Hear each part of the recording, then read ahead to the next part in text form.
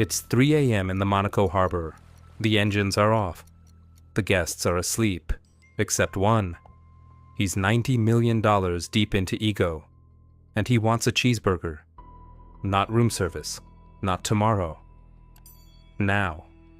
You're the third stewardess on a 140-foot superyacht, and you've been awake since 5 in the morning. Your feet are cracked from 18 hours in deck shoes. Your hands smell like brass polish and bleach, and somewhere behind your eyes, a headache is building that you don't have permission to feel. He doesn't ask. He rings. And in the 4 seconds it takes you to reach the panel, your brain runs a calculation that has nothing to do with hunger, and everything to do with survival. Do you say no? And risk your name on a blacklist that follows you across every marina on Earth? Or do you smile, put on the voice, and say, "Of course, sir," right away? Most people would call that a job. The people who live it call it something else. They call it disappearing.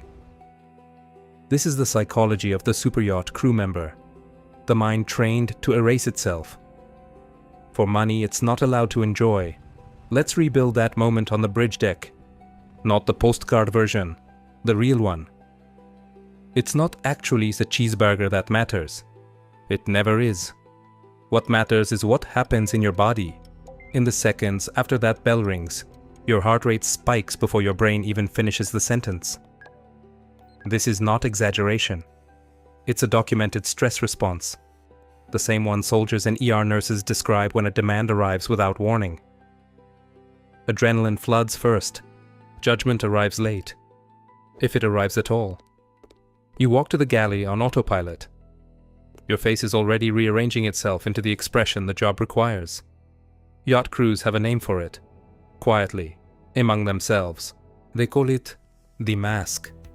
Not the makeup, the composure, the professional blankness that has to switch on in under 5 seconds, no matter what your body is screaming underneath it. You plate the food, you knock, you smile. You say the line you've said 4,000 times this season. "Anything else I can get for you tonight, sir?" And he doesn't even look up. That's the part nobody prepares you for. Not the exhaustion, the invisibility. You can be standing 18 inches from a man worth more than your hometown, holding a plate his money paid for, and to him, you are furniture that talks. This is the moment the psychology of the job actually begins. Not the hiring, not the training. This one, the moment your brain quietly decides that swallowing the feeling is cheaper than expressing it. And that decision, repeated enough times, starts to rewire something. But the worst part was still coming, because it isn't the tired that breaks people first on a super yacht. It's the vigilance, the state of being permanently on, with no door you're fully allowed to close. Psychologists have a term for the mental state crew describe: hypervigilance. It's the same baseline nervous system state, documented in service industry workers, under chronic high-stakes surveillance. Except most service workers get to go home at the end of a shift. Yacht crew live inside the workplace. Their bedroom is 30 feet from the man who can end their contract on a whim. There is no commute. There is no leaving it at the office. The office is the only place they exist. So the brain adapts the only way it knows how. It stops treating rest as available. Crew members routinely report something specific. Even on their rare hour off, lying in a windowless crew cabin below the waterline, they can't fully relax. Their body stays braced for the call button. Researchers who study high-alert professions, combat medics, air traffic controllers, call this anticipatory stress. The exhausting part isn't the emergency, it's living every hour like the emergency might start. Now add the second mechanism working against them, something psychologists call the sunk cost trap, dressed up as loyalty. Here's how it actually plays out in someone's head. You've already survived the worst charter season of your life. You've already missed your sister's wedding for it. Already lied to your mother about how many hours you're working. Already spent 4 months without a single full night's sleep. So when the moment comes to quit, the brain doesn't ask, "Is this worth continuing?" It asks a much more dangerous question. If I leave now, was all of that suffering for nothing? That single reframe, from "should I stay" to "I can't have suffered for no reason," is one of the most well-documented cognitive traps in human decision-making. It's the same mechanism that keeps people in bad investments, bad relationships, and bad wars. On a super yacht, it just happens to come wrapped in a stunning sunset and a six-figure paycheck. And there's a third force at work, quieter and arguably crueler than the first two: the deliberate blurring of hierarchy and intimacy. Billionaire yacht owners don't just employ their crew. Many of them befriend them, temporarily. They'll invite the chief stew to sit for a drink after the guests leave. They'll ask about her family. They'll remember her boyfriend's name. For a moment, the wall between boss and person seems to dissolve. Former crew described this exact whiplash in interviews and memoirs about the industry. The closeness feels real, right up until the moment it's needed. Then, without warning, the wall snaps back. A missed detail, a delayed drink, a wrong tone of voice, and the warmth is gone, replaced instantly by cold, formal authority. You're not a confidant anymore. You're staff who made a mistake.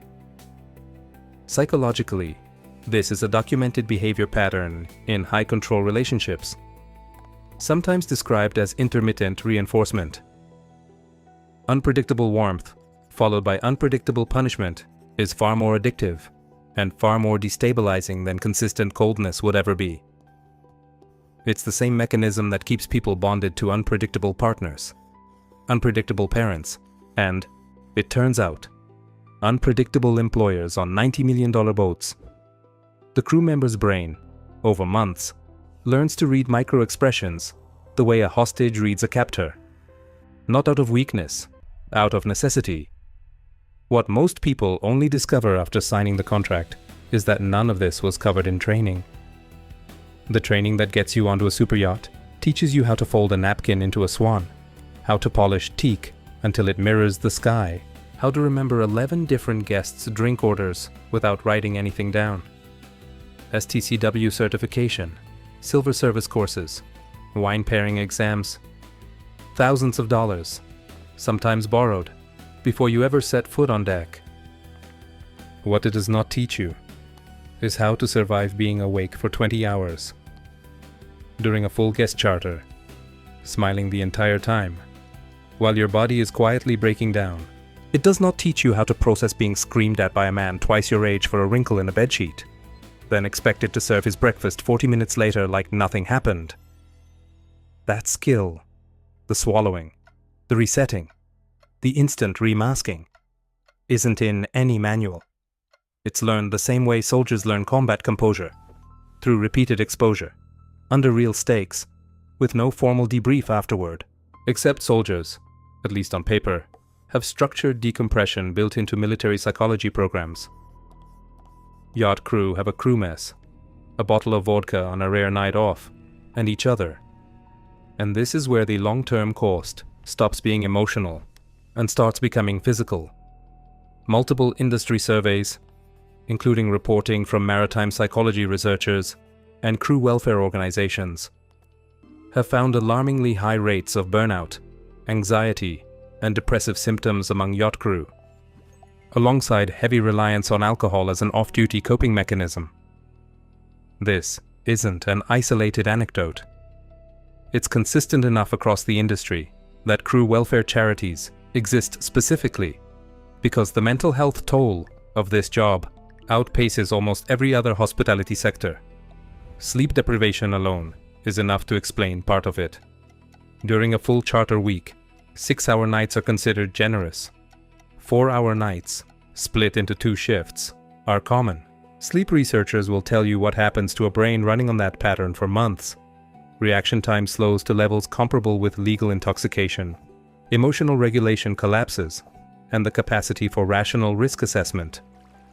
The very thing you need most while balancing on a swim platform in rough seas deteriorates first. That is the quiet danger buried inside the good money. The job doesn't just take your time, it takes the specific brain function you'd need to protect yourself, and hands it back to you frayed. But there's a psychological cost that goes even deeper than exhaustion. One crew rarely say out loud, until they're years removed from the industry. The slow erosion of identity, when your entire professional value depends on being liked, agreeable, and endlessly available to people who hold total power over your income and reputation. Something subtle starts to happen to your sense of self. Psychologists who study emotional labor, the unpaid, invisible work of managing your own feelings to serve someone else's comfort, describe this as surface acting, curdling into deep acting. At first, you're just performing calm. Eventually, you stop being able to tell the difference between the performance and yourself. Former crew describe coming home after a season and not knowing how to just exist without reading a room first. Not knowing how to disagree with a partner without the same jolt of anticipatory fear they used to feel before disagreeing with an owner. The mask that kept them employed for 6 months doesn't come off just because the contract ended. This is the part the recruitment ads never mention. The tax-free salary is real. The travel is real.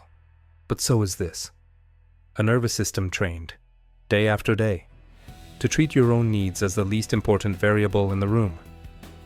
So here's the question worth sitting with, long after the yacht has left the harbor, and the photos have been posted, and the tips have been wired into an offshore account. If you train your mind, for months at a time, to disappear the moment someone wealthier than you walks into the room, how much of yourself is actually left once the season finally ends?